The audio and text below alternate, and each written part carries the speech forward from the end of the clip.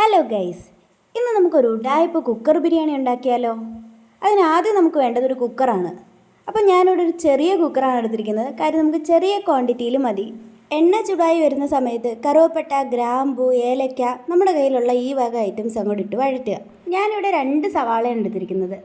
അതും കൂടെ അങ്ങോട്ട് അരിഞ്ഞിട്ടിട്ട് ഇഞ്ചി വെളുത്തുള്ളിയും കൂടി ഇട്ട് നന്നായിട്ട് വഴറ്റിയെടുക്കുക.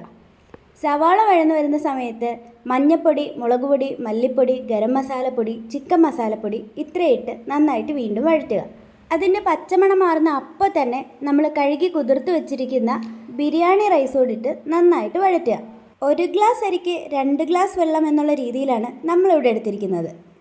പിന്നെ കുറച്ച് ഉപ്പും കുരുമുളകും കൂടി ഇട്ട് നന്നായിട്ട് മൂടി വയ്ക്കുക.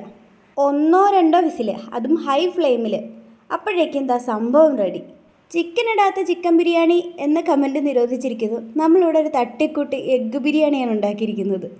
അപ്പോൾ ഒരു മുട്ട പുഴുങ്ങിയതോടെ വെച്ചപ്പോൾ അത് എഗ്ഗ് ബിരിയാണിയായി.